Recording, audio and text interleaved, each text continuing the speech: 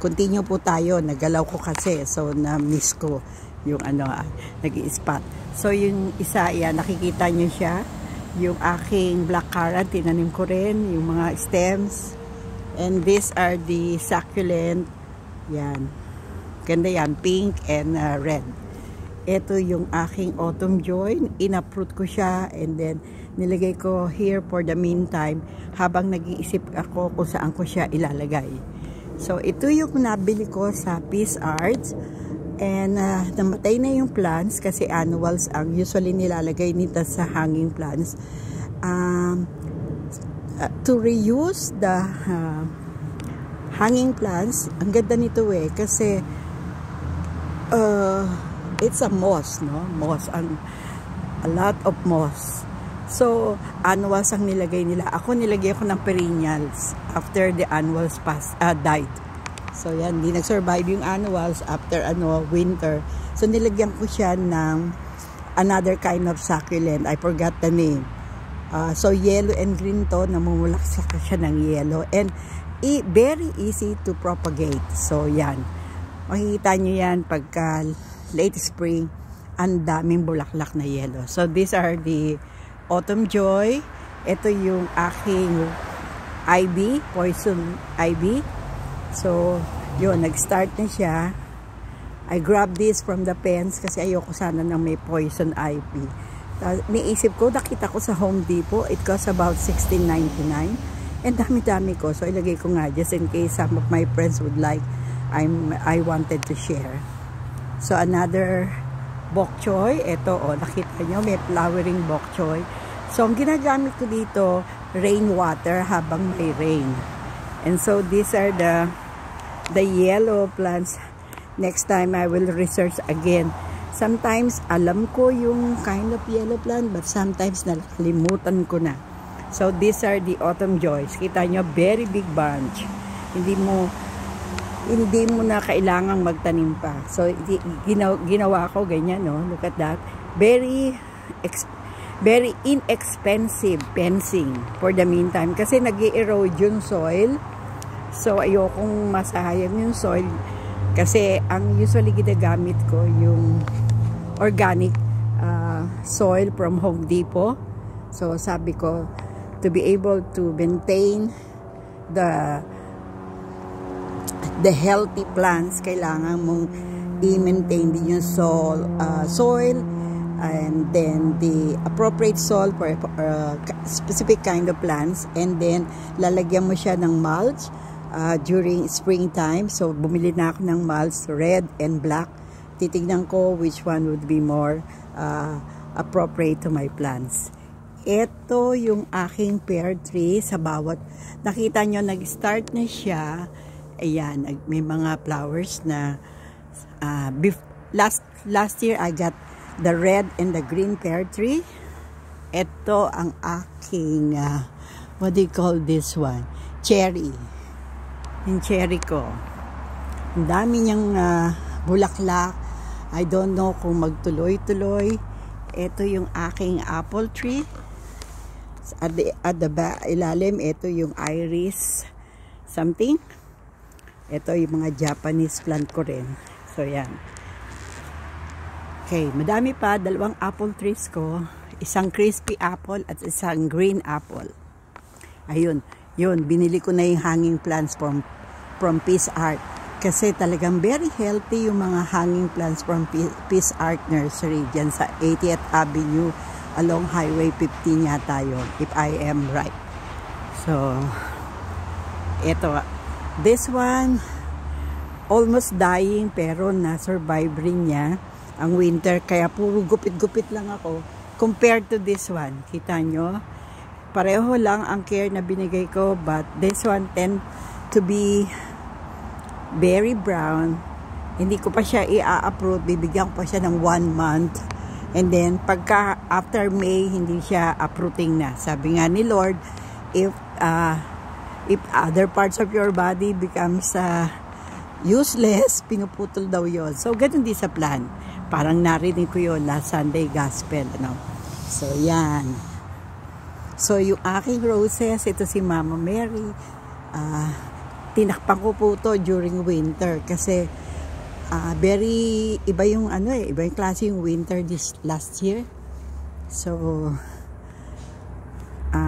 survive naman. So nag-kinover namin. So even the roses close to the image of Mama Mary nabuhay. At compared to last year, mas malaki siya ngayon. Talagang ang laki niya, no?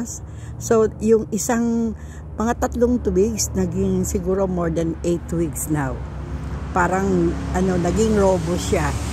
Nilalagyan ko po siya ng yung eggshells at saka yung banana peeling, yung binababad ko siya overnight instead na itapon ko siya pagka yung sabaw nun, yung pinakahugas, itinatapon ko po dito sa ilalim. So yan, dumami, no?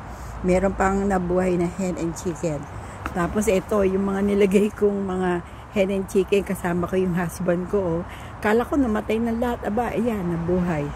Thank you. Nabasag lang yung pots kasi nga ang winter, yung ibang klase yung snow from December up to early January. So yan.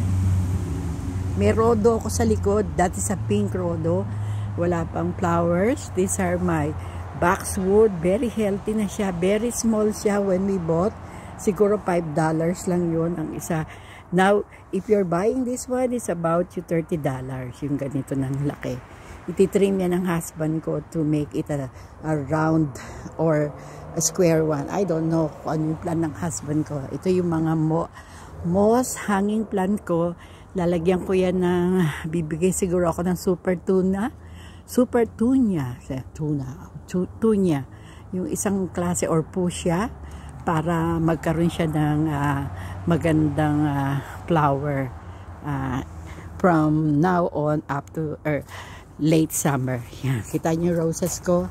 Ang ganda ng mga roses ko dyan. Meron diyang mga it's a wild rose actually. Pero meron pa akong other variety na masasabi ko na ang ganda.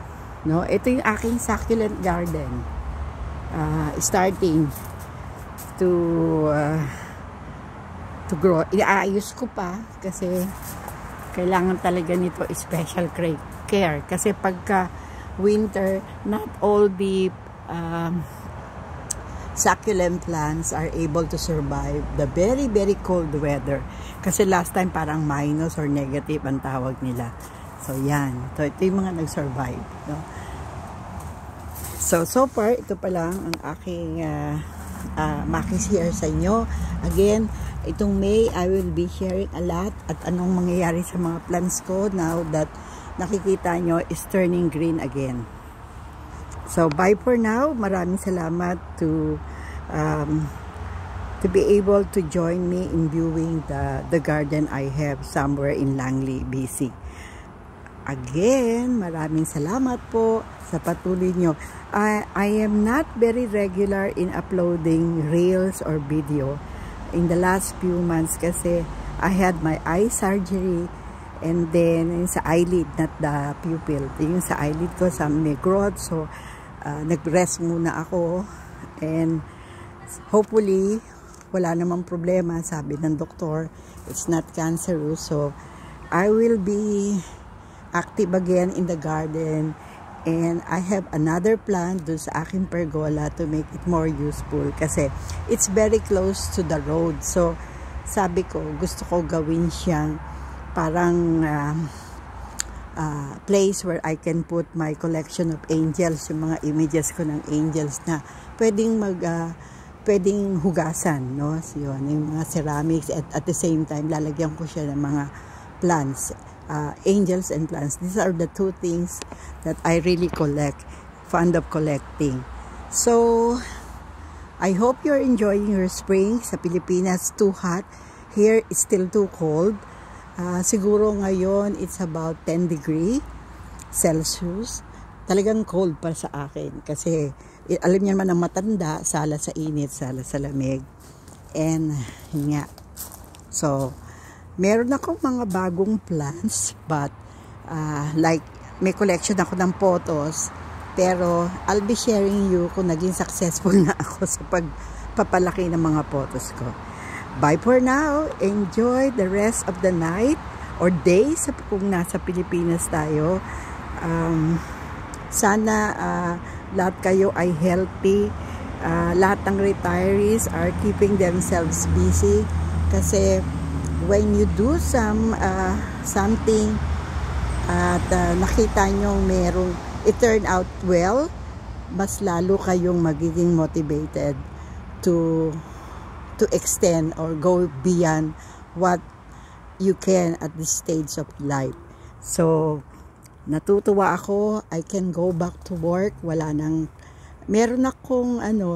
pa rin akong, sometimes I still use my tungkod kasi minsan na-off balance pa rin ako after the fall, pero I'm trying to manage, no? Kasi kung hindi ako maglalakad, mas mahirap, no?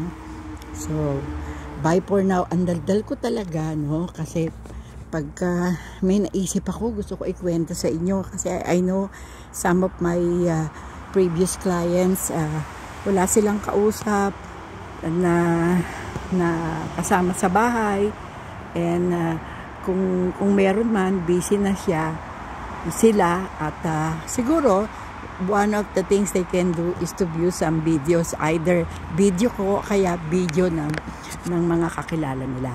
So bye for now. Again, see you early May and the rest of the springtime or summer. Bye for now. Si Au Lucas again from Langley, BC. Enjoy po tayo mga ka-soilmate again and ka-retirees. Thank you.